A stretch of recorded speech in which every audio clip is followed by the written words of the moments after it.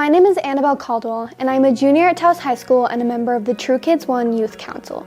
For my entry into this Future of Our Water dialogue, I decided to focus on an issue I find really confusing and yet super important: the future of water rights in New Mexico. I asked several experts for their opinion on this topic to help me understand everything I need to know. Do you want to start by just talking about what water rights are?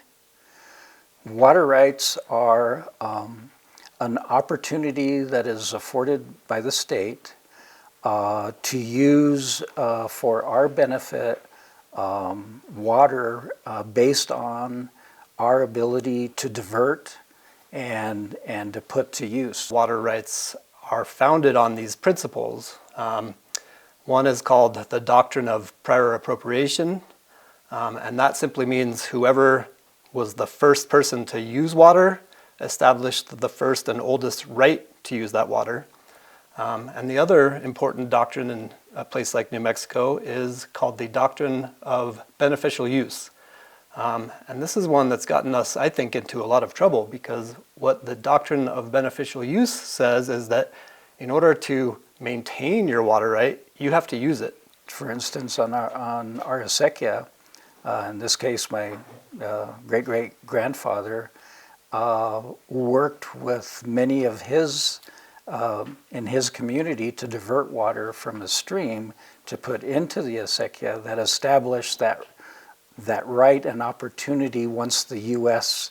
took over the New Mexico territory. All of the allocation of water rights that's taken place in the western United States took place when we were going through a particularly wet cycle, and when there were far fewer people competing for that water. And so the notion that we could continue to use that same level of water rights and make it equitable for everyone today just seems so backwards to me. And so to me, that's the anxiety I have, is just the general knowledge that there's not enough water to meet all of our existing needs, and that we are going to have to find creative ways to overcome that challenge. Why do you think water rights are important in New Mexico? Water rights are important because, of course, that's the statutory authority given to us to use.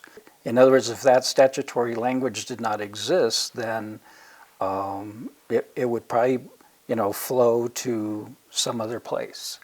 Certainly traditionally, but at least in today's world, it's important that we still hold them, because if we didn't, someone else would, and maybe not to our benefit. It's important because we're using more water than we probably are reproducing on an annual basis. And as a state like New Mexico tries to grow and increase in population, we're going to have to confront that issue.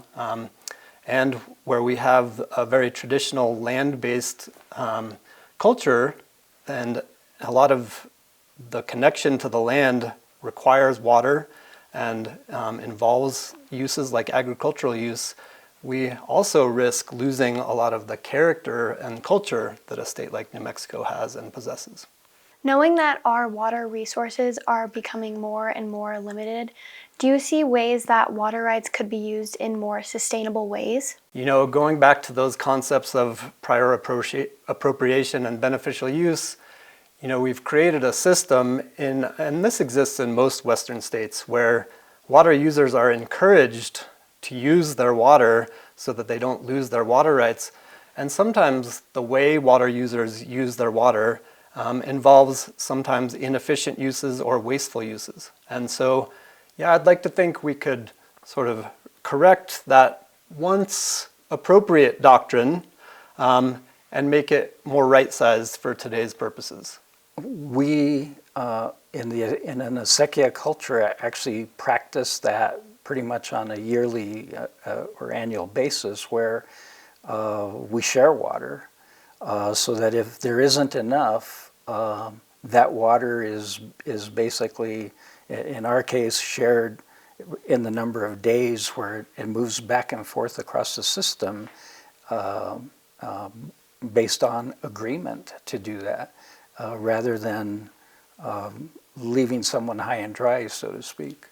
And so that, I think, is an example for us. It's a way that we could, or a model to how we can move forward under a system where, say, resources are more limited. And so what we've done over time is we've tried to kind of peel away different ways to allow a water right owner, for example, to place their water rights in a reserve or a bank or a trust so that they don't feel like they're compelled to use them and they could be set aside for a better purpose in another place.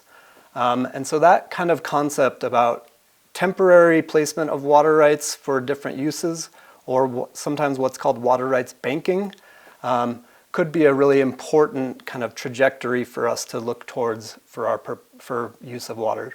I definitely think that there should be some changes, again, with the eye towards flexibility, towards being able to, in statute,